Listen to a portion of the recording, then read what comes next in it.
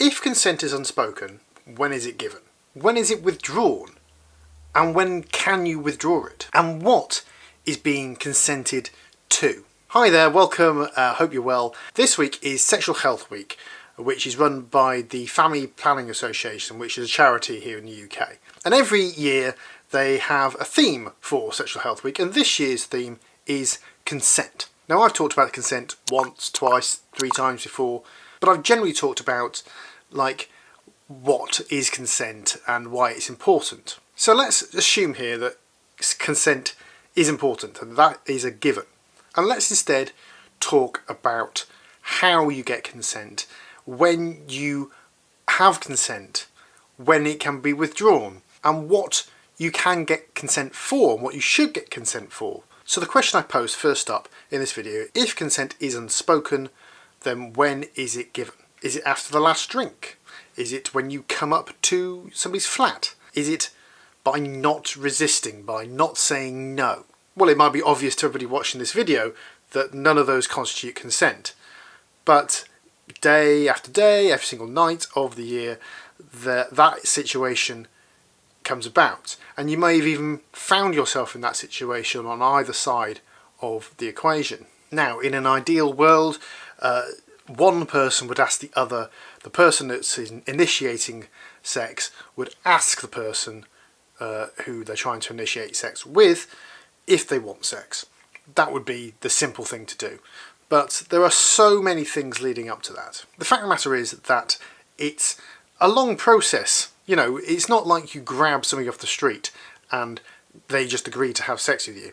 I mean, okay, maybe that does happen, but usually not. So usually there's a long process, say often starting in a bar or some other social situation, and you go off together, go for a walk, whatever, come back to somebody's flat, have some coffee or whatever beverages you are drinking, and things lead one to another, as they say. But there's no inevitability about sex. There certainly shouldn't automatically be any inevitability about it. And even if either person suddenly thinks, well, actually, I don't want to do this, that should mean that things should stop, or dial them down, or go back to what is consented. Now, FPA did a survey for Sexual Health Week, and they found that 45% of young people, I think up to 25 years old, thought that you couldn't withdraw consent once you're naked.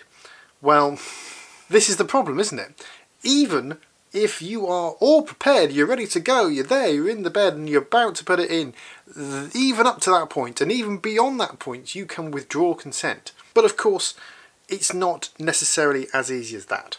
If it was, I wouldn't be standing here making this video because it would be obvious to everybody what consent is and what isn't. The rules should be very simple. If you consent to your partner doing anything to you at all, as long as it's safe and legal, then they are allowed to do those things until such time that you decide that you don't want to do those things anymore. And that time can be any time. But those things don't have to be limited to consenting to sex itself. You should have the ability to consent to all things relating to your body, including touching, kissing, foreplay, all the way through to sex, but not stopping at just sex. We're talking about kinky things or types of sex. Now, from a kind of legal point of view, you have to prove in some way that you got consent from your partner.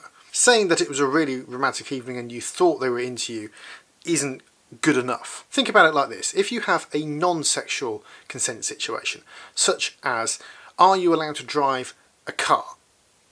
In most countries around the world, you have to have a driving license.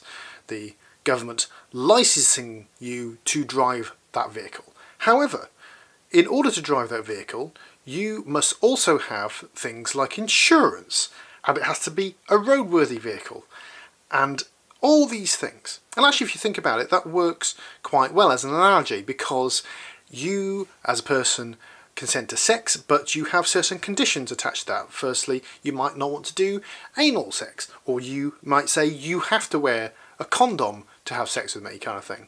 And as soon as those things are not complied with, the consent is withdrawn implicitly. If you said to somebody, would you like a drink from the bar, and they said no, You wouldn't buy the drink and force it down their throat, would you? So it's the same kind of thing. Or even if they said yes and you went and bought the drink for them and you came back and they didn't want the drink anymore, then that's fine. As far as I can see, the problem tends to be that the culture is that the end game is sex, that the goal of what you're trying to achieve in an evening is to have sex at the end of it.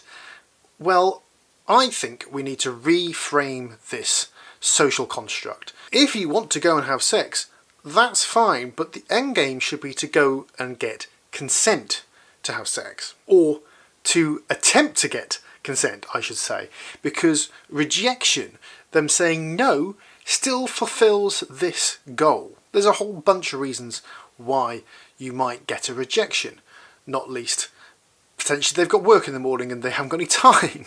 They just don't want to do it this evening. They're not into it, Being rejected for sex doesn't mean you're not attractive. It just means that that person doesn't want to have sex with you that evening, or that morning, or whatever time of day it is. The problem is that society thinks that men who don't go through with sex has some shame attached to it. It's all part of toxic masculinity, where if you don't get your end away, then you're not a man, as it were. Now, this is plainly nonsense in many respects, but we all know about that situation. We've all been in that room where people have asked you, did you have sex? And if you don't say yes, you think at least that people will think less of you. So like I say, if you want to have sex, the end game shouldn't be the sex in the first place. It's the asking and getting consent to have sex. And in many ways, it doesn't matter if you then have sex or not if you get the consent. It's like the bonus on top for them saying yes. One thing you could try if you have a more long-term partner, if you are regularly seeing somebody, is making a list for yourself of the kind of things that you would consent to, that you want to do, and maybe ask them to do the same thing. And then you can match up what you both want to do. It is, however, important to realise that that list may change from night to night or over time in general. Think about a situation where you're just about to go to the supermarket and you want to know what somebody wants for dinner that evening. Perhaps they've got a couple of options. Perhaps they fancy fish and chips, or they want some jacket and beans, right? Well, you don't fancy the jacket beans, but you quite like the fish and chips, so you both decide to have the fish and chips. Well, you can apply exactly the same idea to sex. And also, if somebody is, meh about a certain option, then perhaps that's not the one to go for. Because consent is a two-way street. It's, are you enthusiastic and really want this? I mean, everybody wants their partner to be into it as much as you are, and you'll enjoy it more and you'll have better relationships for it. In many ways, we start this type of sexual education far too late.